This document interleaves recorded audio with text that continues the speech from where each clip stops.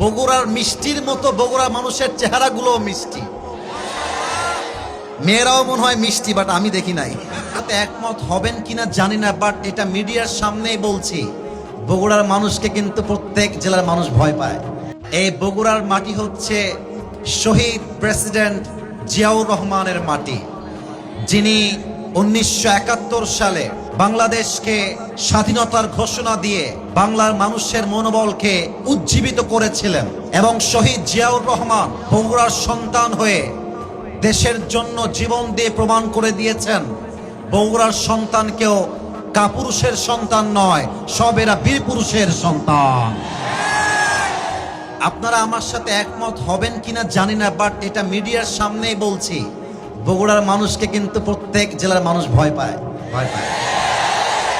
এটা বাস্তব।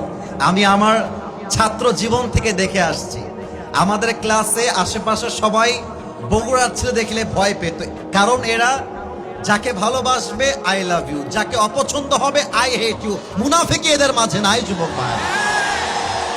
আপনারা শুনলে আরো খুশি হবেন যে আমাদের বগুড়া জেলার দই কিন্তু জাস্ট বগুড়াতেই ফেমাস না, গোটা বিশ্বে বগুড়ার দইয়ের একটা জনপ্রিয়তা রয়েছে, তাই না? আমি এর আগেও বগুড়ায় আসছি, আমি খেয়াল করেছি বগুড়ার মিষ্টির মতো বগুড়া মানুষের চেহারাগুলো মিষ্টি, মেয়েরাও মনে হয় মিষ্টি, বাট আমি দেখি নাই। আল্লাহ প্রত্যেকটা যুবককে দিনদার মেয়ে দেখে বিয়ে করার তৌফিক দান করে পড়েন সবাই আমিন। আর একটা কথা বলতে চাই, বগুড়ার মাটি নিয়ে অনেকে দেখা যায় বাজে বাজে কথা বলে, আমাদেরকে খ্যাত বলতে চায়, বগুড়ার ভাষাকে তারা কটাক্ষ করতে চায়। বেটা, বগুড়ার মতো মমইন তুমি কোথায় দেখাইতে পারবা বলো?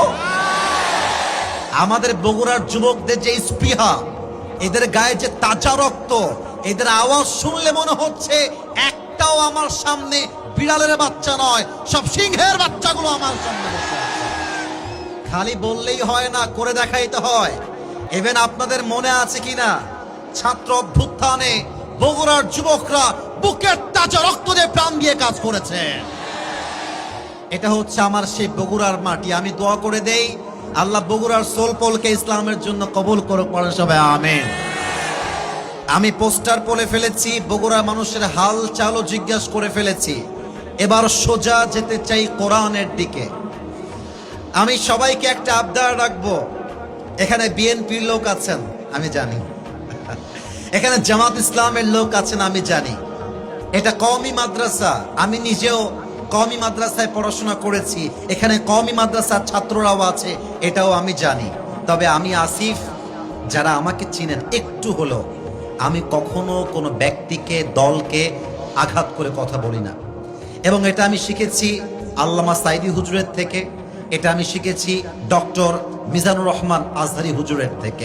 মাথায় রাখবেন, হিংসা দিয়ে বিশ্ব জয় করা যায় না, অহংকার দিয়ে বিশ্ব জয় করা যায় না।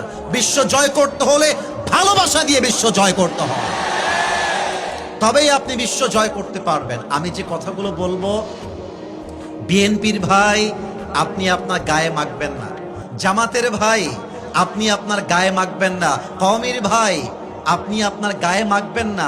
আমি গায়ে মাখার জন্য বলবো না, হক কথা হক কথা, হকের সাথে আমার কোন প্রকার কোনো আপোষ করলে চলবে না যুবক ভাইরা বলো।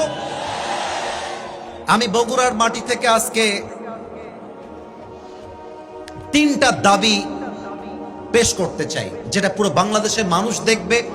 যদি আপনারা একমত হন, আপনারা জাস্ট আমাকে ঠিক বলে অ্যাপ্রিসিয়েট করলেই দ্যাটস এনাফ। আপনারা কি রাজি আছেন নাকি নাই?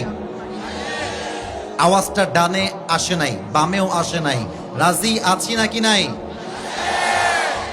1 নাম্বার কথা, আগামীর ফেব্রুয়ারি মাসে নির্বাচন হবে বলে আমরা জানতে পেরেছি। মুসলমানদের একটা দাবি আছে আগামীর সংসদ নিয়ে, আগামীর দেশকে নেতৃত্ব নিয়ে। প্রথম দাবি,